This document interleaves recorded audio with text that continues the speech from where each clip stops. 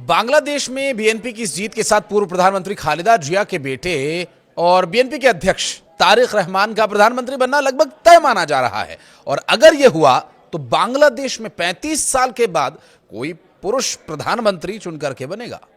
नमस्कार, मैं हूं आशीष त्रिपाठी आपके साथ। बांग्लादेश की राजनीति ने बड़ा मोड़ ले लिया है। शेख हसीना अब सत्ता में नहीं है और लगभग 1.5 साल बाद हुए संसदीय चुनाव में जनता ने नया विकल्प चुन लिया है। नतीजों से साफ है कि बांग्लादेश नेशनलिस्ट पार्टी यानी बीएनपी को बहुमत देकर के सत्ता में बैठाने का फैसला हो चुका है। हालांकि पाकिस्तान की उम्मीद के मुताबिक यह परिणाम नहीं है, क्योंकि वो चाहते थे कि कट्टरपंथी जमात इस्लामी को जीत मिले, लेकिन जमात का गठबंधन लगभग 74 सीटों तक ही सिमटता हुआ दिख रहा है। पहले 5 बड़े बिंदुओं में बांग्लादेश के चुनाव को समझने की कोशिश करते हैं, फिर राजनीतिक परिदृश्य, भारत पर प्रभाव, पाकिस्तान की साजिशें, कोशिशें, उस पर बात करेंगे। दरअसल नंबर 1 ये कि यहां बीएनपी के नेतृत्व वाले गठबंधन ने 212 सीटें जीती थी। उसके बाद आंकड़ा यह बढ़ा, जबकि जमात के नेतृत्व वाले गठबंधन को लगभग 74 सीटें मिलती हुई नजर आ रही हैं। नंबर 2, शुरुआती रुझानों में गायेश्वर रॉय चंद्र ढाका 3 सीट से बढ़त बनाए हुए थे। अगर वो चुनाव जीतते हैं तो 1971 में बांग्लादेश की मुक्ति के बाद ढाका से पहला हिंदू सांसद बनने की भी संभावना यहां बन सकती है, जिसकी फिलहाल संभावनाएं ही हैं। हालांकि इस पर नंबर 3, गुरुवार को हुए चुनाव में जातीय संसद की 299 सीटों के लिए मतदाताओं ने मतदान किया, जिसके लिए बहुमत का आंकड़ा 150 रहा। और शेरपुर 3 निर्वाचन क्षेत्र में एक उम्मीदवार की मृत्यु की वजह से मतदान रद्द करना पड़ा। जातीय संसद में 50 सीटें महिलाओं के लिए आरक्षित हैं और उनका चुनाव 300 सामान्य सीटों में दलों के प्रतिनिधित्व के आधार पर होता है। नंबर 4, बांग्लादेश में ऐसा पहला आम चुनाव हो रहा है जब अवामी लीग की प्रमुख शेख हसीना शामिल नहीं है और वो भारत में हैं। वहीं बांग्लादेश के पूर्व प्रधानमंत्री खालिदा जिया, जिनका पिछले साल दिसंबर में निधन हो गया था, खालिदा जिया ने दशकों तक देश की राजनीति पर अपना दबदबा बनाए रखा था।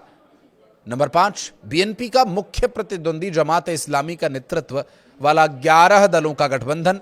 जमात इस्लामी कई वर्षों तक बीएनपी का सहयोगी रहा है और अब जनता का समर्थन किसे मिल रहा है, इस पर बात करेंगे। दरअसल जमात का कई वर्षों तक बीएनपी का सहयोगी रहना, जमात का समर्थन करने वाली पार्टियों में नेशनल सिटीजन पार्टी का भी शामिल होना, ये एक अलग गठबंधन, एक अलग रणनीति दिखा रहा है। छात्रों और युवाओं का ये वही संगठन है जो हसीना विरोधी प्रदर्शनों में उभरा।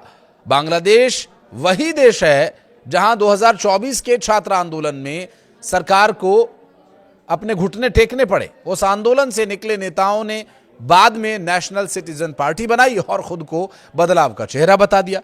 लेकिन चुनावी मैदान में वही छात्र नेतृत्व पूरी तरह से पिछड़ गया, पिट गया। पार्टी के ज्यादातर उम्मीदवार हार गए और उसके प्रमुख नेता सिर्फ अपनी सीट बचाने में कामयाब रहे। माना यह जा रहा है कि तख्ता पलट के बाद चुनाव में हुई देरी ने इस आंदोलन की धार को और कुंद कर दिया। एनसीपी ने जमात इस्लामी के नेतृत्व वाले 11 दलों के गठबंधन के साथ हाथ मिलाया। इसे चुनावी रणनीति बताया गया, लेकिन यही फैसला पार्टी के लिए भारी पड़ गया। उदारवादी और सेक्युलर सोच रखने वाले मतदाता इस गठबंधन से असहज हो गए। कई युवाओं ने इसे सिद्धांतों से समझौता माना। पार्टी के भीतर भी नाराजगी बढ़ी और कुछ नेताओं ने इस्तीफा तक दे दिया। नतीजा यह हुआ कि एनसीपी लगभग पूरी तरह से हार गई। उसके प्रमुख नेता अपनी अपनी सीट बचाने में तो सफल रहे, लेकिन पार्टी को व्यापक जन समर्थन नहीं मिला। चुनाव में देरी के बीच बीएनपी के द्वारा खुद को एक मजबूत विकल्प के रूप में पेश किया गया और लोगों ने इसे स्वीकार किया। यही कारण है कि 211 से ज्यादा सीटें इसके पास आई हैं और 17 साल बाद निर्वाचन के बाद पार्टी नेता तारिक रहमान की सक्रिय वापसी ने कार्यकर्ताओं में नई ऊर्जा भर दी है। उनकी चुनावी रैलियों और संदेशों ने समर्थकों को एकजुट किया। कई सीटों पर पार्टी को सीधा फायदा भी मिला।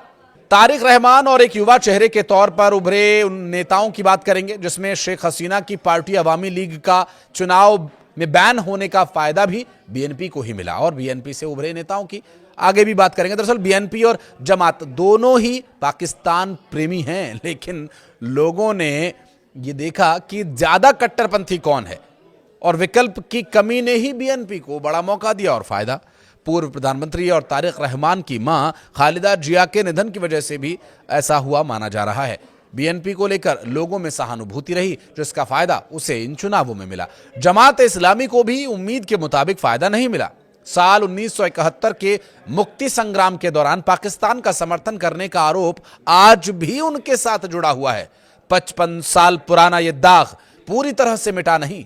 चुनाव से पहले महिलाओं के नेतृत्व, वैवाहिक बलात्कार और सामाजिक मुद्दों पर दिए गए कुछ विवादित बयानों ने भी पार्टी की छवि को नुकसान पहुंचाया।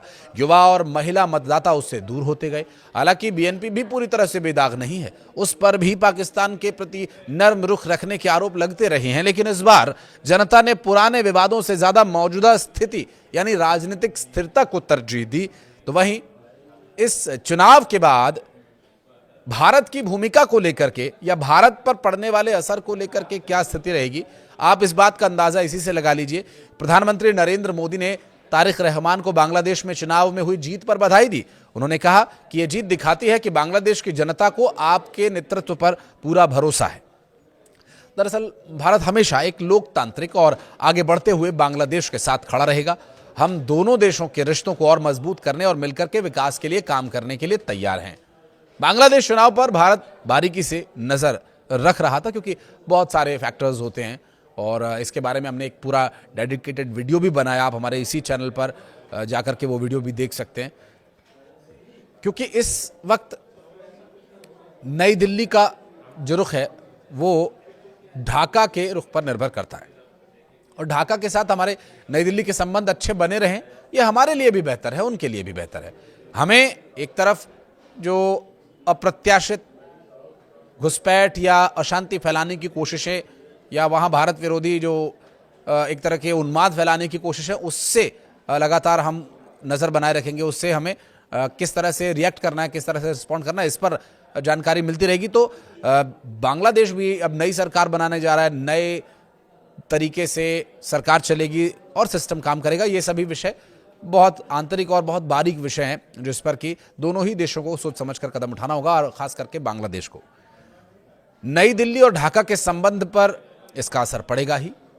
भारत ने बांग्लादेश में अल्पसंख्यकों पर बढ़ते हमलों और हिंदुओं की हत्याओं को लेकर निंदा की थी, और अक्सर यहां से गाहे बगाहे ये आवाज उठती रही थी। हम उम्मीद ये करते हैं कि जो भी नया प्रधानमंत्री होगा वहां अल्पसंख्यकों के हितों की रक्षा करेगा और भारत के साथ मैत्री संबंध निभाने में अपनी भूमिका ठीक तरीके से निभाएगा, क्योंकि पाकिस्तान उसे सिर्फ दर्द दे सकता है, चुनौतियां दे सकता है, मदद नहीं। भारत ने हमेशा बांग्लादेश की मदद की है, आगे भी मदद के लिए तैयार रहेगा, बशर्ते आप मदद के पात्र अगर बने तो। इस वीडियो को यहां तक देखने के लिए बहुत धन्यवाद। कुछ कहना चाहें तो कमेंट सेक्शन में आप जरूर बताइएगा।